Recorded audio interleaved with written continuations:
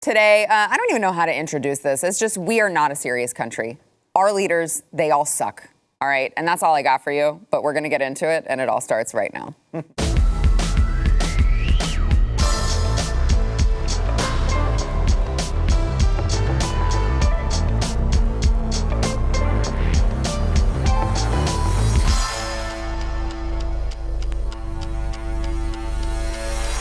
Welcome to the News and Why It Matters. I am Sarah Gonzalez, just trying to keep composure while the world burns around me. But I'm glad that I am joined today by Stu Burguiere, host of Stu Does America, which you should be subscribed to. You can watch it on BlazeTV, but also make sure that you subscribe to it on YouTube. And along with Jaco Booyens, BlazeTV contributor and host of The Bottom Line, make sure that you are subscribed to him as well. Gentlemen, I am glad that you are here with me today because I need people. I need my people. I need my people that I know, that I'm familiar with to help me figure this one out, because, you know, you would think that a major party in our country would have, maybe they messed up the president, right? But at least the people within that party, the people who run the DNC, all of these people would go, well, you know, we may have not picked a winner for the president, but let's at least get someone who is somewhat knows anything about anything as vice president, right? You would think good backup. Any football team has a really solid number one draft pick that's redshirting. That's a good backup. I understand you might have one week one. You can't win them all right? So I'll give them some credit. You can't win them all. You may have one week one within the two, but you realize that you have to have at least one who understands anything that's going on at all. Unfortunately, America, we don't have that in our country. And I'm just going to give you a little bit of evidence of that, just let you digest this. Kamala Harris was she was talking with Poland's president, and there was just a plethora of just, I would say gold, but that makes it sound positive. It's actually not positive at all. It's really, really sad. But there's a plethora of clips that are coming out of this press conference with Poland's president. And it's embarrassing. It's just incredibly embarrassing. So I want to go through these with you guys. This is obviously the press conference was about what's going on with Ukraine and Russia. And Harris was asked about if the United States will accept Ukrainian refugees. It was a very awkward moment. I think they weren't sure who was going to answer the question first. And Harris does what she does best, which is just really awkwardly laugh at an inappropriate time. Watch. I wanted to ask you about some reporting that my colleague here in Poland noticed. He recently spoke with the mayor of the largest border town, who told him that the refugee system is essentially not set up for this, that it will collapse. It's an improvised system that can work for maybe 2 weeks, but not indefinitely. And I'm wondering what the United States is going to do more specifically to set up a permanent infrastructure. And relatedly, is the United States willing to make a specific allocation for Ukrainian refugees? And for President Duda, I wanted to know if you think, and if you asked the United States to specifically accept more refugees. Okay. A friend in need is a friend indeed. Okay, I can first. Okay. I just don't. Oh, that's a little maybe a short Okay, I'll answer. Would be fine, but it's the cackling at the end that really gets it for me. That it's no, that wasn't funny. Also, the friend in need is a friend indeed. It's I don't even know how that I didn't get it either. Here, I can understand a little bit of the confusion. It was a very long first question to her, I guess, but and it then was a the shorter first question was to her, right? So you think she'd go answer, first, right? But maybe there'd be confusion there. But you're right, she blurts out some weird cliche and then just laughs for no reason. She doesn't. We're on the same page, right? You understand my friend in need reference, right? Right. It's just, she's two things. One, she's buying time. We know that. She's really That's out what of the laugh water. is She about. doesn't know where she's, and a nervous laugh, and she's out of wits. What's surprising is it's evident that this administration has not even broached that topic. Right. They've not even thought about refugees. I mean, well, if they have, she clearly wasn't in the room. There would have been an answer, right? Isn't she responsible? Doesn't she represent our best interest or the world's interest here? The question, though, was interesting. The question asked basically almost like, well, when is the U.S. going to step in and set up a system here for the Ukraine? Not our job, number one. Not our job. Can we do that on the southern border of Texas, please? They called her the border czar, but they didn't indicate which border she was going to be czar for. Well, she can't czar this one. She's laughing about the question about refugees. It's so funny. They self-identify that, look, our system cannot handle unexpected refugees. No kidding. No kidding. Look at millions of people flooding across our border. No nation can. No nation is set up for that kind of stuff. And I don't think it's our job to all of a sudden now come and solve a refugee crisis. And what would that look like? But it's very telling that obviously the Biden administration had not even discussed that yet. Yeah, I think that one of the biggest worries I have about this whole situation is, the worst case scenario here is really worst case. Like if, God forbid, a war breaks out that we get pulled into with Russia, we are at catastrophic levels. And the only thing really between us and that are people like Kamala Harris. Yes. And that's what makes me so nervous. If Ronald Reagan was president right now, I mean, this would be a concerning situation, but I wouldn't be as worried about it as I am now. Right. Watching these two idiots bumble their way through this so far, and an entire list, we're going through them tonight on my show, an entire list of all the Biden foreign policy failures going back to the 70s. He's never been right on anything. In multiple decades, he's never picked an issue and just lucked into being correct on it one time. And it's scary because, we make fun of Joe Biden for the idiotic things he says, the gaffes, Kamala Harris cackling her way through press conferences.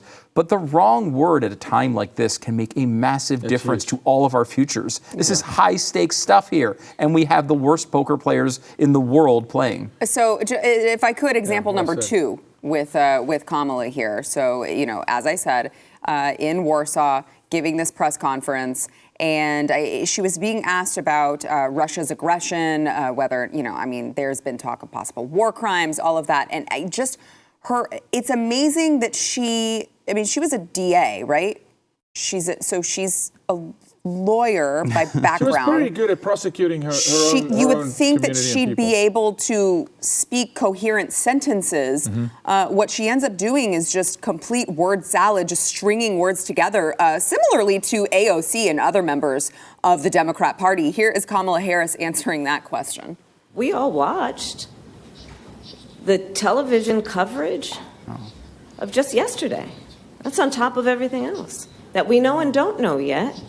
Based on what we've just been able to see, and because we've seen it or not doesn't mean it hasn't happened. Okay. Story hour. But just limited to what we have seen. Okay. Pregnant women going for health care, being injured by, a missile, a bomb,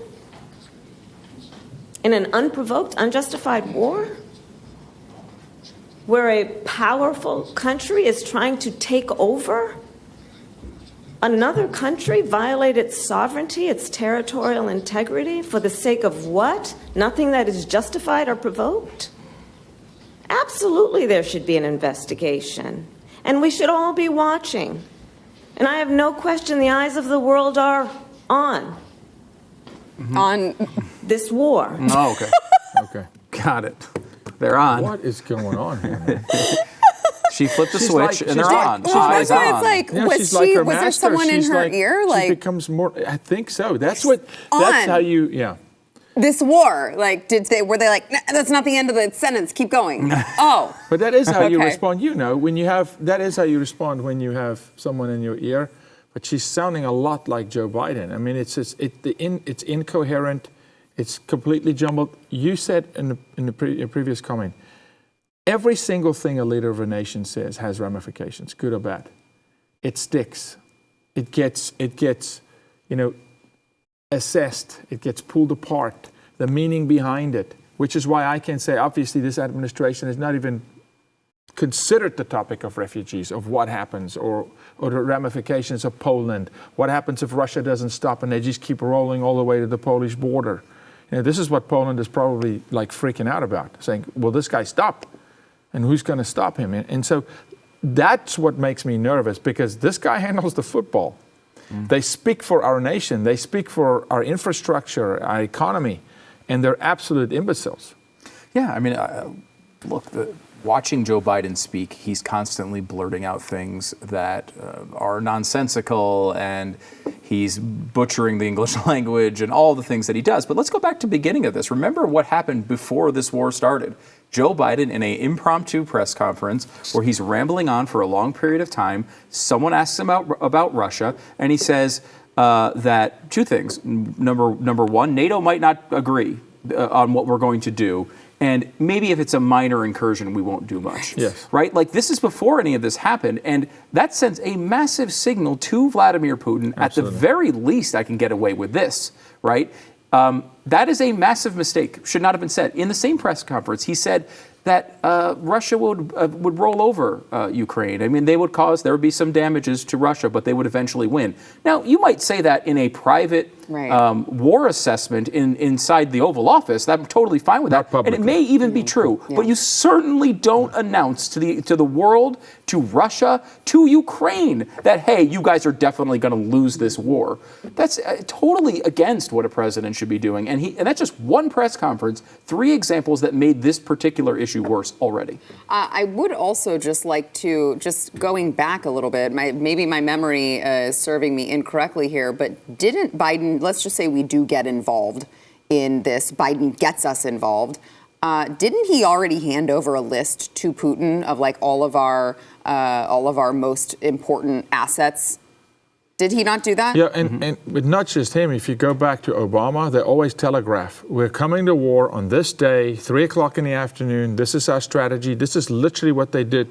This is how they operate with foreign policy. Yeah. You don't do that in a battle ever. And where's our intelligence agencies? Where's the intelligence? Let's talk about this. If he's making a statement there's a lot to investigate with white supremacy. So. Yeah, sure. But where's the intelligence agencies? Where's the intelligence briefings that say, hey, no, this is actually, we were dismal in the analytics on what's Putin actually doing. There was a time when this country we knew what our enemies were doing. We infiltrated, we had intel, we intercepted, we were at least in the same ballpark. The statements he's making, I'm telling you, it's like the blind leading the blind at this point. Where's the intelligence briefings that are actually at least borderline accurate, saying, hey, no, the guy's going to invade?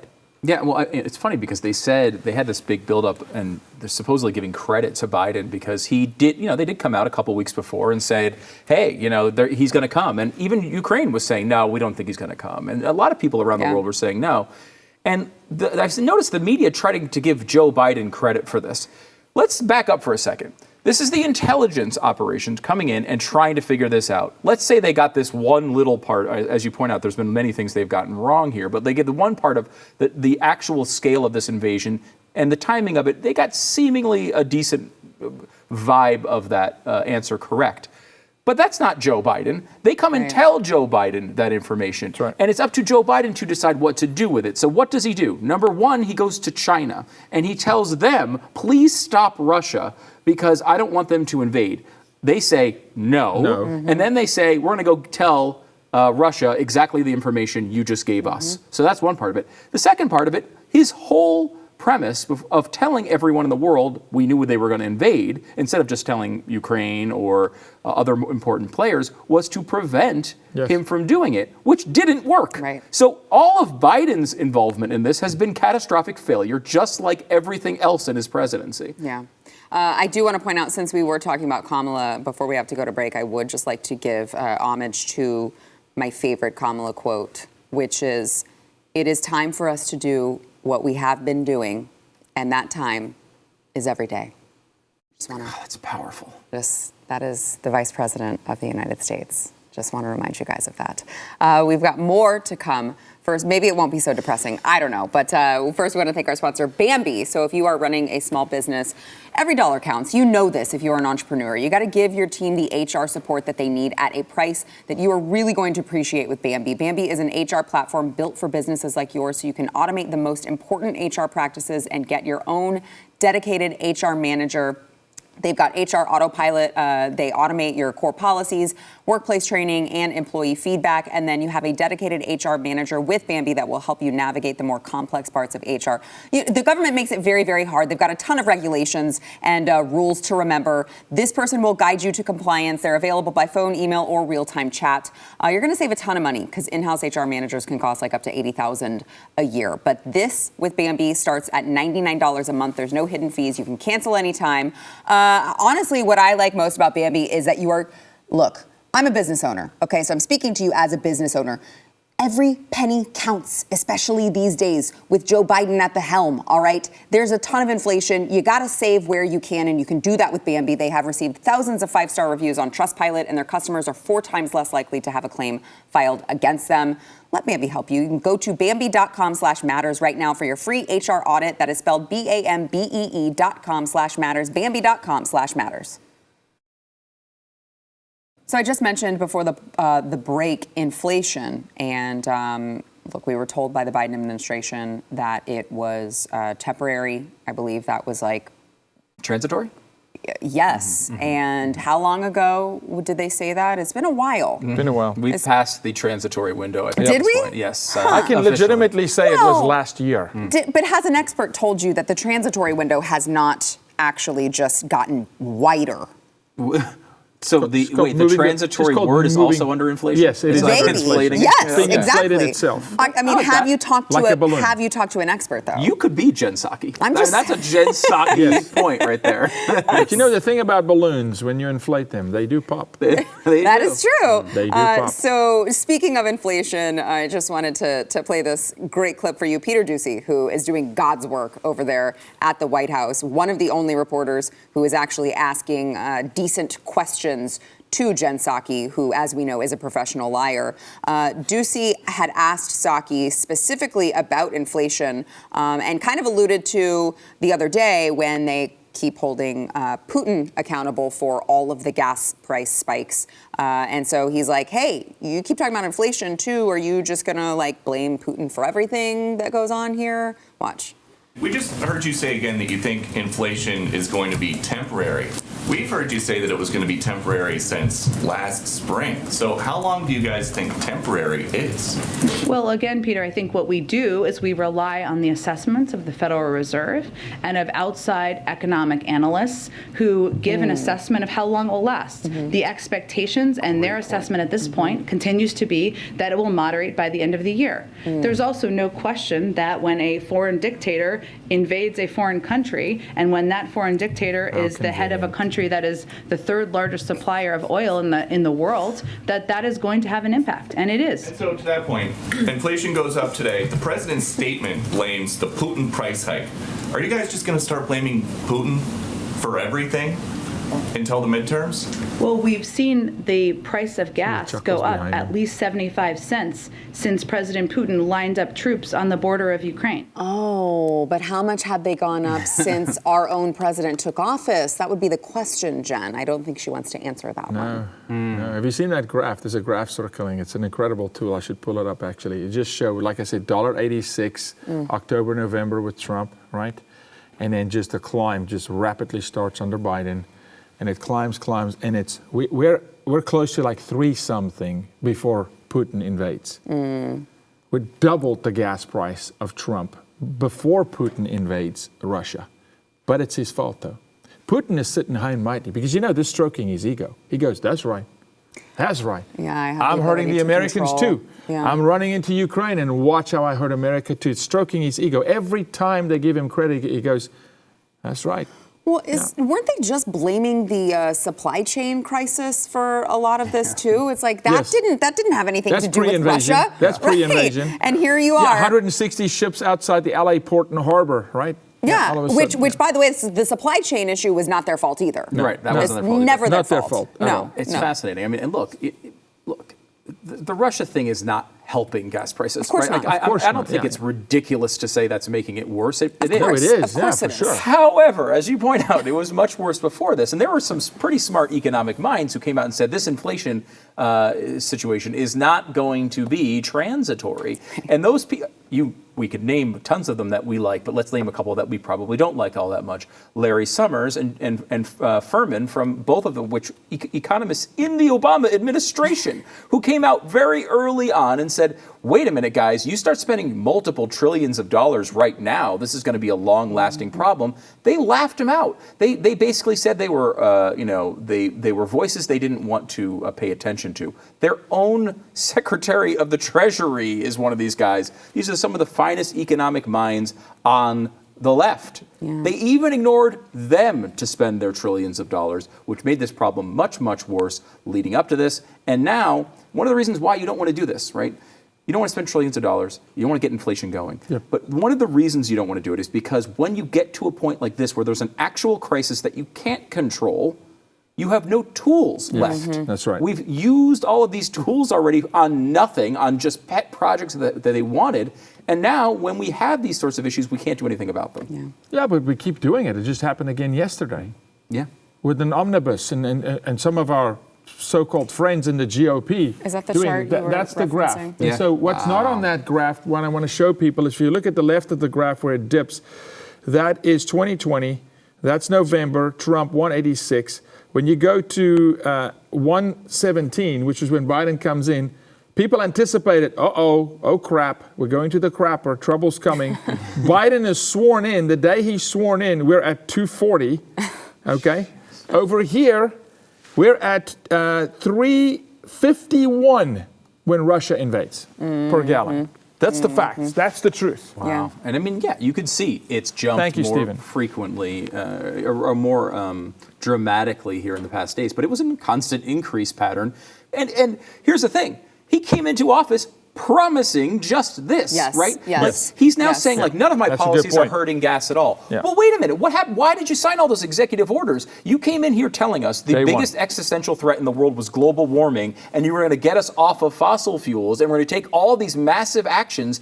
When you wanted to please your base, that's what you said happened. Well, you signed all those things, and now look at this chart. This is real life. This is really happening. Do you remember? Truth. That's of course. Do you remember the last debate when he had that moment where we thought he was, he said the quiet part out loud that he wasn't supposed to say, and he basically said, like, yeah, I want to eliminate oil and gas. Yes. And everyone went, oh, that's got to do him in. Right. There's no way the average American can vote for him, right? But he was telling us this. Yeah. But to your statement earlier, just a statement like that sends the market into a frenzy. Yeah. Just that statement. It's the president of the United States making, if he talks about Kellogg's tomorrow, in a good or a negative way, you're going to see a change in the market in oil and gas, right? And so it just keeps climbing.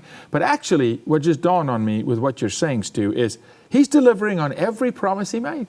It's true. So when he says, I'm doing everything I promised, yes, you are, to destroy this country. Yeah, what was it that Kamala said? You get what you vote for. Yep. Very true. Sure do. Very true. And can you imagine, just not even doing it, but just a Democratic president like Joe Biden saying, look, this is a crisis. We know it's real. We obviously know, you know how we feel about global warming. However, right now, this is a more pressing issue, and we are going to open everything up right now. Just the statement, we see that chart go almost 100%. Straight down. It's confidence in the market. Wall Street runs on this. He doesn't it's called confidence in the market, which is why a State of the Union address is highly anticipated by Wall Street. It's like, okay, bring hope, bring vision, bring future, capitalism. It's like, oh crap, we're in trouble. We're so screwed. People jumping out of buildings. It's well, I said we might have more depressing stuff for you, and it turns out that we did. But we got to go to break. First, we want to thank our sponsor, Headspace. So let me ask you, has your mind been sprinting for years on end, leaving trails of stress, anxiety, and fatigue that are eroding your mental health? If you are nodding along yes, which if you've been living in the last 2 years, you should be nodding along yes, it's time to adopt small daily practices that will have a huge impact on your long-term happiness and well-being. It is easy to learn with Headspace. Headspace is scientifically proven to help you manage your feelings and your mental health. I actually know a lot of leftists that could really benefit from this as well. In a recent study, it proved in just 2 weeks, Headspace can reduce your stress by 14%. So if you want to relieve stress, anxiety, sleep better, whatever you need, Headspace is your everyday dose of mindfulness for real life. However you're feeling, you got to go try Headspace at headspace.com/news. You get 1 month free of their entire mindfulness library. This is, by the way, just keep in mind, this is the best Headspace offer available. So you got to go there, headspace.com/news today, headspace.com/news. So we're going to take you from depressed to incredibly angry, especially if you are a parent and you're trying to raise your child. You see your child and you're like, this is just an innocent baby, and I'm trying to keep them innocent for as long as possible. Well, you're not going to if the left has anything to do about it.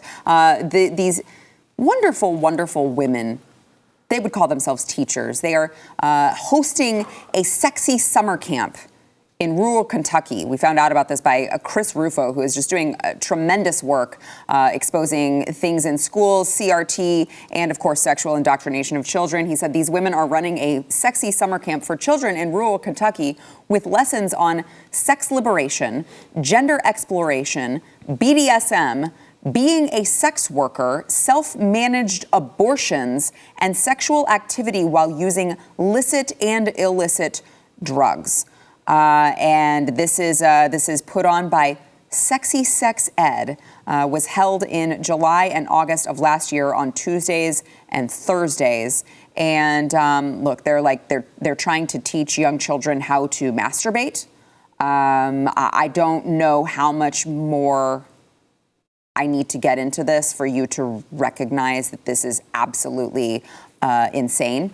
And by the way, the founder of Sexy Summer Camp, Tanya Turner, this isn't the least shocking thing I've ever heard, identifies as a witch. She says she was raised by a host of witchy women in a coven-like mountain matriarchy. She uses tarot cards, crystals, and sex toys as part of her practice and encourages people to join her coven. So, really and truly, you guys, this is a cult, which would be fine if they wanted to just keep to themselves, but that's not the case. They're just really, really trying to get their hands on your children, which I find to be a problem. I feel like it might be possible that the two gentlemen at this table might feel the same way that I do. Stu, you may want to go first on this one, because if I start, we're going to get to the end of the show. And you're saying a problem? I mean, Yeah. This seems like a great camp environment for the Read kiddies. me one of those details that you think is a problem, Sarah. Look, we all can sit here and just say how terrible this is, and obviously it is, right? I can go down that road. I feel like Yaku might nail this one even better than I will. So let me just Go for it. The only hesitation I would have on this occasionally, and I have this issue from time to time when I see these stories, is this stuff definitely exists. And I'm shocked constantly at how many on the left will back it up. And you see the comments under these tweets and how many people there are. Though I will say that, I don't know, maybe this is just my life. Maybe my life is better than the average experience, which of course it is, obviously. But even the Democrats I know are not these people.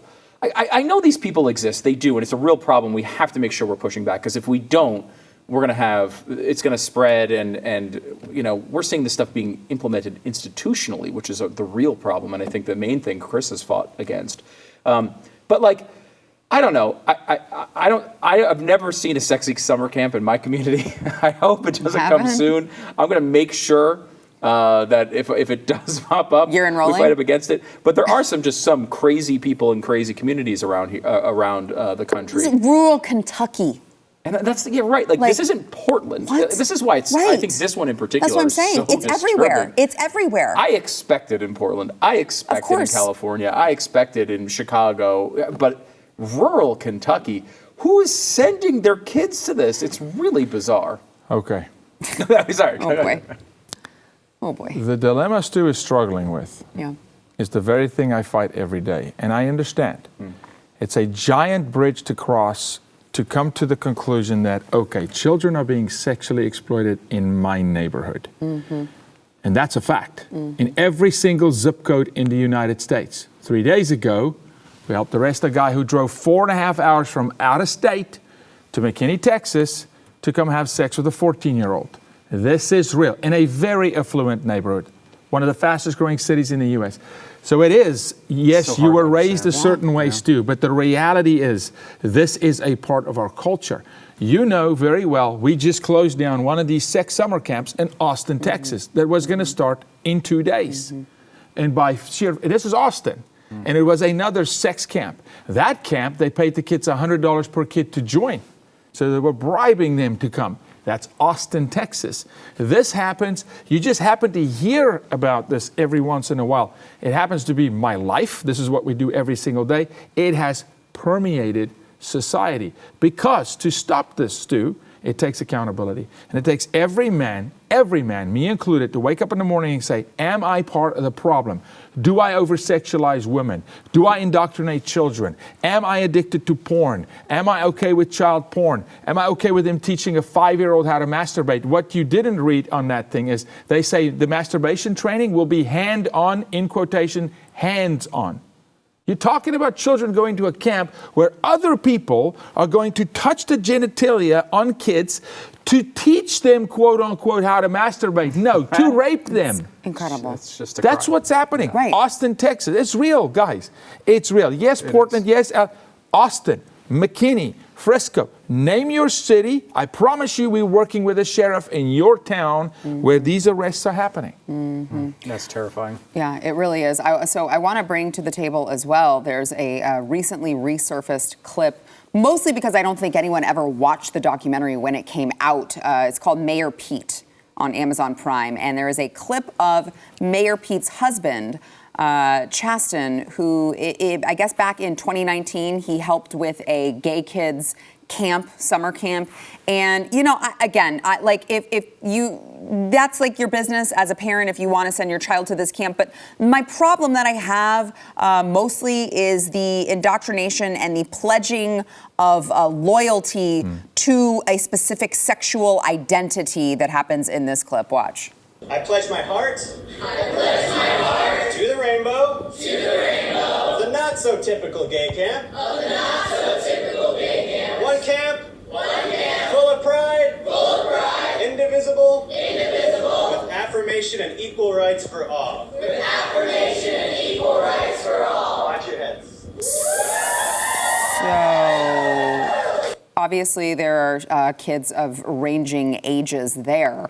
But it also is puzzling to me because this is coming from the party who says that gender is fluid and who you love is fluid. So why would they have them pledging allegiance to the gay flag? Tomorrow, they might decide that they're attracted to like monkeys and decide that they want to be trans species. I don't know. It just seems awfully odd to be having them dedicate their loyalty, pledge their heart to a sexual identity. I don't know, call me crazy, call me old-fashioned. Something about that just seems wrong. And these are the people that would say we indoctrinate, right? Right. That is an indoctrination camp. Number one. Imagine if you took your kid to a heterosexual summer camp that they pledged their heart bananas. to. They would, illegal. They hate church. They can't even stand church.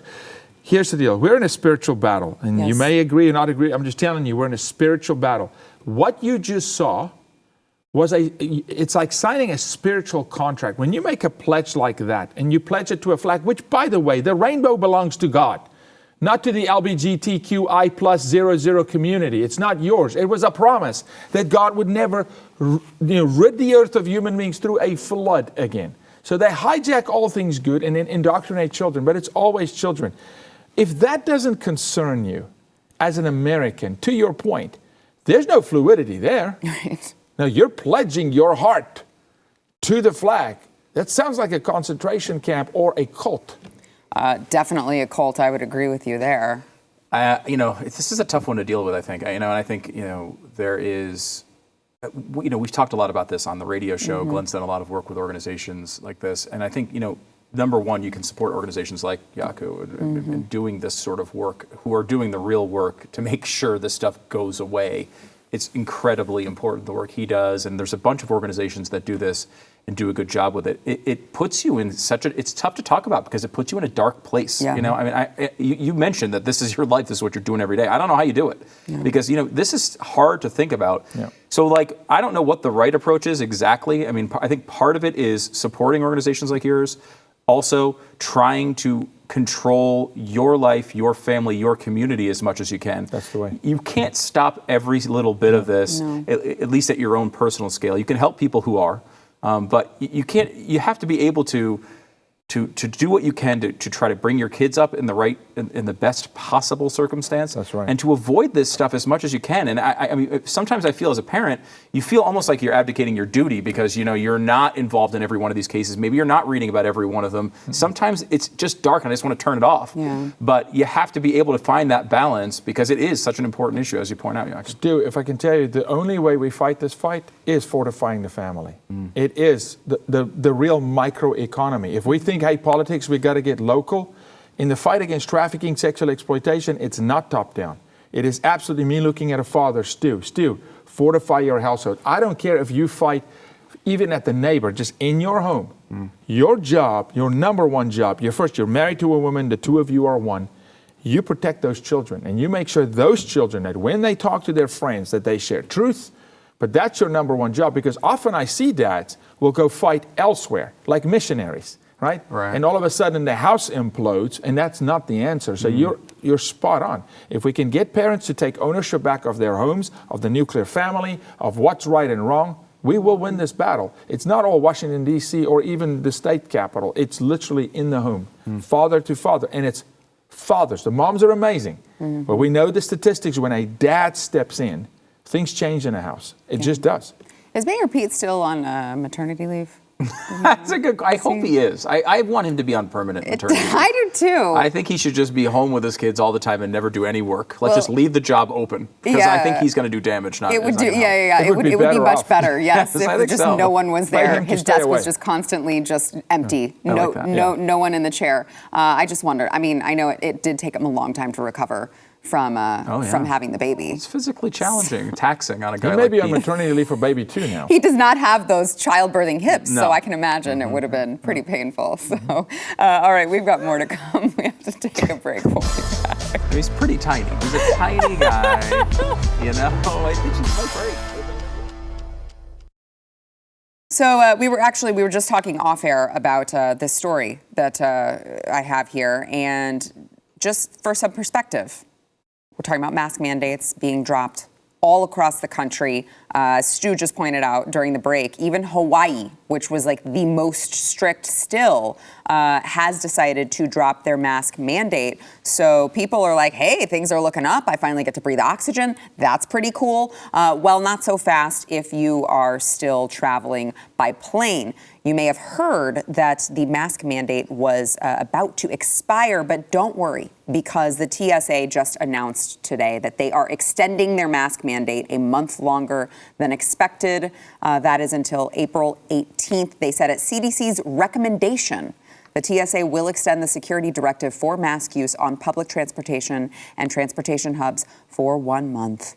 Through April 18th. During that time, CDC will work with government agencies to help inform a revised policy framework for when and under what circumstances masks should be required in the public transportation corridor. This revised framework will be based, don't worry, this will be based on COVID-19 community levels, risk of new variants, national data, and thankfully, the latest science. There it is. Well, we're in good hands So now. they said they will let us know publicly if and or when they change. I like that, and or when they change. You're like, no. A little bit of legal language in there. Yeah, wait, what? That's a good legal.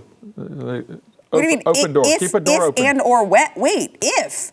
What are you talking about? If and or when? What are you talking? And literally, everyone's like, "Oh, COVID cases are so low.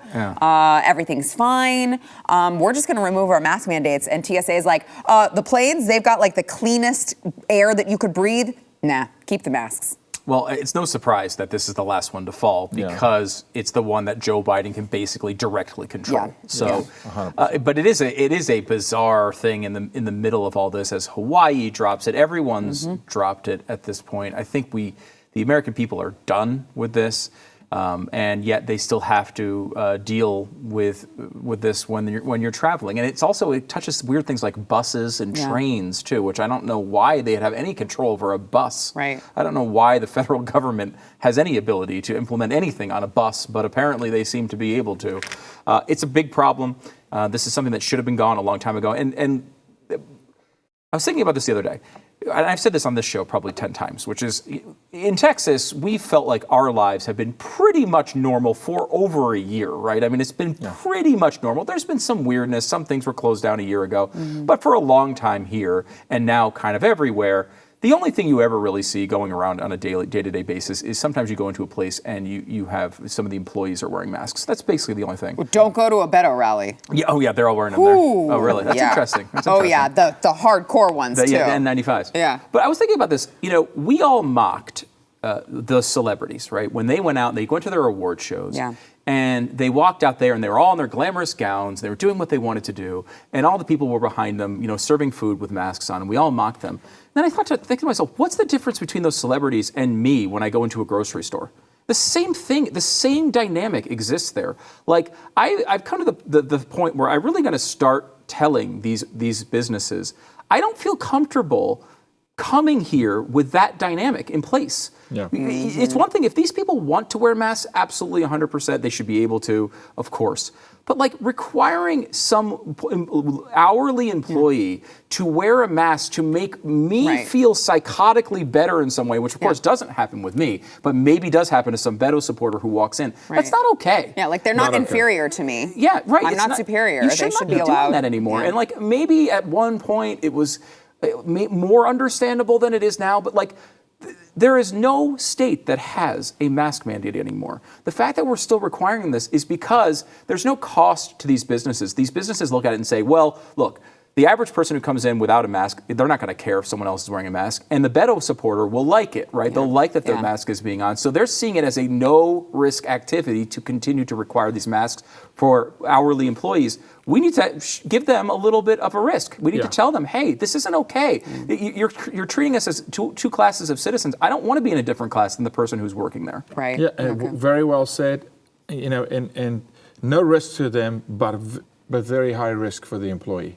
The person that has to come and subject themselves to 8 more hours or whatever, of wearing a mask, when just walk out of the building, and that very employee who's working in a mask takes a lunch break, walks next door, takes it off, and walks into another restaurant and looks at the other employee going, "Oh, your turn." It's it's stupid beyond. I mean, it's just like a cartoon. I don't know why you're just anti-science. You just don't like science. I am anti-science if it comes from Fauci. Well, that's fair. Or any government expert, actually. That's where I'm at. All right, we got to take a break. We'll be back. And I don't think you should be inviting people to Beto rallies. We'll see what goes on. All right, before we go, don't forget, if you are not following these gentlemen sitting here at the table, they are very wise, so you need to do so. It is Stu Does America over on YouTube and wherever you get your podcasts. Yes. And BlazeTV. Yeah, please subscribe and check the show out. We do it 5 days a week, and it's a lot of fun. Yeah. It is. And every once in a while, I make an appearance on it as well. We love it when both of you come on. Yes. It's always a lot of fun. I'm waiting for Sarah to make an appearance on my show. I'm just calling her out publicly. We have it. We have it on the calendar. Oh, that's right. It's on the calendar. Oh, you. Wow. Well, I was going to say subscribe to Yaku, but don't. I can call Stu out. I'm available. I do nothing. I have no life at all. By the way, I think the most frequent question we get are people trying to find you. It's on YouTube. Well, they don't know how to spell your name, so it is JACO. BOOYENS, because I guess there are so many who listen to the audio podcast and they don't see it. Out, yes, they really don't see it on the, even though you just try to call me out on air. Legitimately. And I have it shut that down on my calendar, didn't I? She did. I think it was a little sexist. Chinatown, real right? quick. No, it was not. So make sure that you are following these two gentlemen. Also, don't forget, if you have not subscribed yet to BlazeTV, we're doing something over here, all right? We talk all the time about supporting conservative companies. We would love it if you would do that with us. You can go to blazetv.com/newsny, enter promo code NEWS, and you will save some moolah. That is blazetv.com. Thanks, guys. Thank you.